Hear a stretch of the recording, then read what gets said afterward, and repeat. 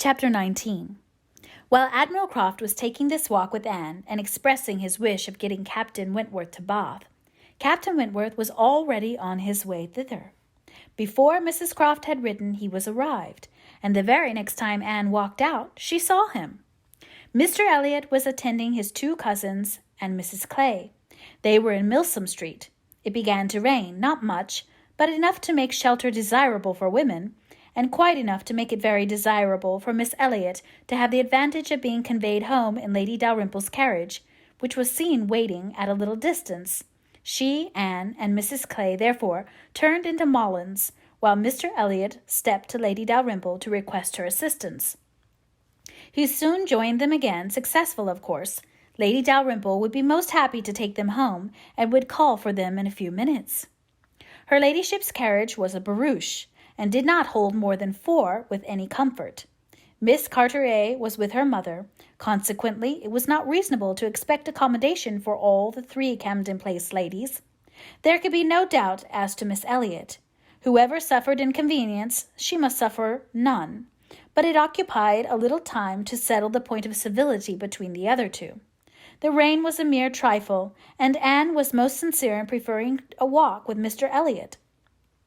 But the rain was also a mere trifle to Mrs. Clay. She would hardly allow it even to drop at all, and her boots were so thick, much thicker than Miss Anne's, and in short, her civility rendered her quite as anxious to be left to walk with Mr. Elliot as Anne could be, and it was discussed between them with a generosity so polite and so determined that the others were obliged to settle it for them. Miss Elliot maintaining that Mrs. Clay had a little cold already, and Mr. Elliot deciding on appeal that his cousin Anne's boots were rather the thickest. And it was fixed accordingly that Mrs. Clay should be of the party in the carriage, and they had just reached this point when Anne, as she sat near the window, descried most decidedly and distinctly Captain Wentworth walking down the street. Her start was perceptible only to herself, but she instantly felt that she was the greatest simpleton in the world, the most unaccountable and absurd. For a few minutes she saw nothing before her. It was all confusion. She was lost, and when she had scolded back her senses, she found the others still waiting for the carriage, and Mr. Elliot, always obliging, just setting off for Union Street on a commission of Mrs. Clay's. She now felt a great inclination to go to the outer door. She wanted to see if it rained. Why was she to suspect herself of another motive? Captain Wentworth must be out of sight. She left her seat. She would go. One half of her should not be always so much wiser than the other half, or always suspecting the other of being worse than it was. She would see if it rained. She was sent back, however, in a moment by the entrance of Captain Wentworth himself, among a party of gentlemen and ladies, evidently his acquaintance, and whom he must have joined a little below Milsom Street. He was more obviously struck and confused by the sight of her than she had ever observed before. He looked quite red.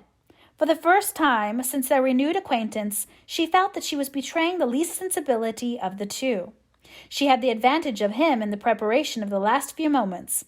All the overpowering, blinding, bewildering first effects of strong surprise were over with her. Still, however, she had enough to feel. It was agitation, pain, pleasure, a something between delight and misery. He spoke to her and then turned away. The character of his manner was embarrassment. She could not have called it either cold or friendly, or anything so certainly as embarrassed. After a short interval, however, he came towards her and spoke again. Mutual inquiries on common subjects passed, neither of them probably much the wiser for what they heard, and Anne continually fully sensible of his being less at ease than formerly. They had but by dint of being so very much together got to speak to each other with a considerable portion of apparent indifference and calmness, but he could not do it now. Time had changed him, or Louisa had changed him. There was consciousness of some sort or other. He looked very well, not as if he had been suffering in health or spirits, and he talked of Uppercross, of the Musgroves, nay, even of Louisa, and had even a momentary look of his own arch significance as he named her. But yet it was Captain Wentworth not comfortable, not easy, not able to feign that he was. It did not surprise, but it grieved Anne to observe that Elizabeth would not know him. She saw that he saw Elizabeth, that Elizabeth saw him, and there was complete internal recognition on each side. She was convinced that he was ready to be acknowledged as an acquaintance, expecting it, and she had the pain of seeing her sister turn away with unalterable coldness. Lady Dalrymple's carriage, for which Miss Elliot was growing very impatient, now drew up. The servant came in to announce it. It was beginning to rain again, and altogether there was a delay and a bustle, and a talking which must make all the little crowd in the shop understand that Lady Dalrymple was calling to convey Miss Elliot.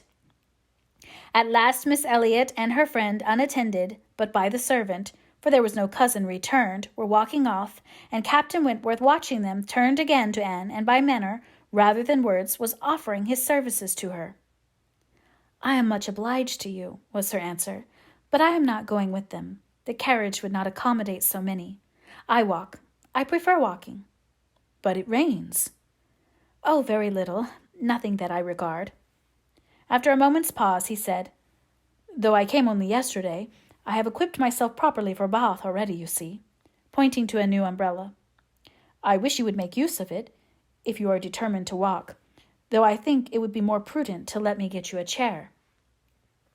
She was very much obliged to him, but declined it all, repeating her conviction that the rain would come to nothing at present, and adding, "I am only waiting for Mr. Elliot.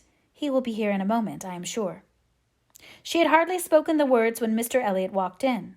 Captain Wentworth recollected him perfectly. There was no difference between him and the man who had stood on the steps at Lyme, admiring Anne as she passed, except in the air and look and manner of the privileged relation and friend.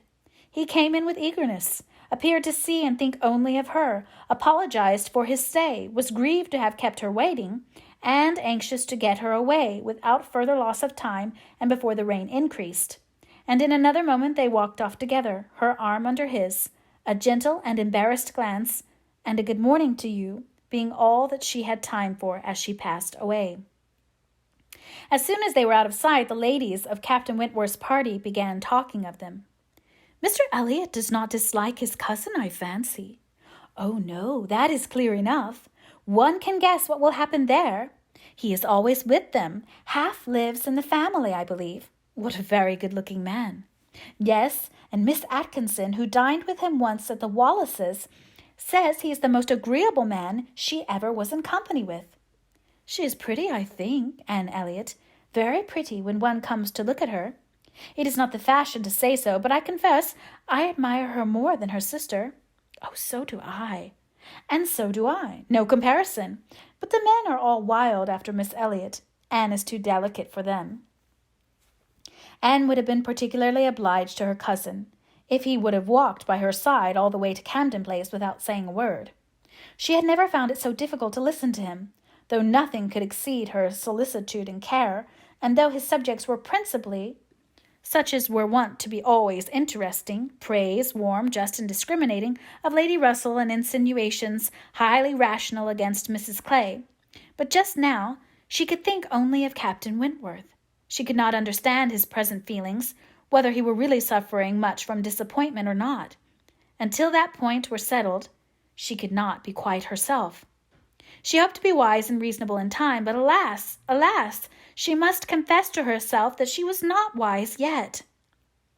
Another circumstance very essential for her to know was how long he meant to be in Bath. He had not mentioned it, or she could not recollect it. He might be only passing through, but it was more probable that he should be come to stay. In that case, so liable as everybody was to meet everybody in Bath, Lady Russell would in all likelihood see him somewhere. Would she recollect him? How would it all be? She had already been obliged to tell Lady Russell that Louisa Musgrove was to marry Captain Benwick. It had cost her something to encounter Lady Russell's surprise, and now, if she were by any chance to be thrown into company with Captain Wentworth, her imperfect knowledge of the matter might add another shade of prejudice against him. The following morning Anne was out with her friend, and for the first hour, in an incessant and fearful sort of watch for him in vain, but at last, in returning down Pulteney Street, she distinguished him on the right-hand pavement, at such a distance as to have him in view the greater part of the street. There were many other men about him, many groups walking the same way, but there was no mistaking him. She looked instinctively at Lady Russell, but not from any mad idea of her recognizing him so soon as she did herself. No, it was not to be supposed that Lady Russell would perceive him till they were nearly opposite. She looked at her, however, from time to time anxiously, and when the moment approached, which must point him out, though not daring to look again, for her own countenance she knew was unfit to be seen, she was yet perfectly conscious of Lady Russell's eyes being turned exactly in the direction for him, of her being, in short, intently observing him. She could thoroughly comprehend the sort of fascination he must possess over Lady Russell's mind, the difficulty it must be for her to withdraw her eyes, the astonishment she must be feeling that 8 or 9 years should have passed over him, and in foreign climes and in active service too, without robbing him of one personal grace. At last Lady Russell drew back her head. Now, how would she speak of him? "You will wonder," said she, "what has been fixing my eye so long. But I was looking after some window curtains which Lady Alicia and Mrs. Frankland were telling me of last night. They described the drawing-room window curtains of one of the houses on this side of the way, and this part of the street as being the handsomest and best hung of any in Bath, but could not recollect the exact number, and I have been trying to find out which it could be, but I confess I can see no curtains hereabouts that answer their description." Anne sighed and blushed and smiled in pity and disdain, either at her friend or herself.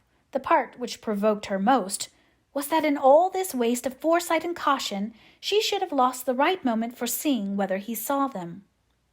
A day or two passed without producing anything. The theatre or the rooms where he most likely to be were not fashionable enough for the Elliots, whose evening amusements were solely in the elegant stupidity of private parties, in which they were getting more and more engaged, and Anne, wearied of such a state of stagnation, sick of knowing nothing, and fancying herself stronger because her strength was not tried, was quite impatient for the concert evening. It was a concert for the benefit of a person patronized by Lady Dalrymple. Of course they must attend. It was really expected to be a good one, and Captain Wentworth was very fond of music. If she could only have a few minutes' conversation with him again, she fancied she would be satisfied. And as to the power of addressing him, she felt all over courage if the opportunity occurred. Elizabeth had turned from him. Lady Russell overlooked him. Her nerves were strengthened by these circumstances. She felt that she owed him attention. She had once partly promised Mrs. Smith to spend the evening with her, but in a short hurried call she excused herself and put it off, with the more decided promise of a longer visit on the morrow. Mrs. Smith gave a most good-humoured acquiescence. "By all means," says she. "Only tell me all about it when you do come. Who is your party?" Anne named them all. Mrs. Smith made no reply, but when she was leaving her said, and with an expression half serious, half arch, "Well, I heartily wish your concert may answer, and do not fail me tomorrow if you can come, for I begin to have a foreboding that I may not have many more visits from you." Anne was startled and confused, but after standing in a moment's suspense was obliged, and not sorry to be obliged, to hurry away.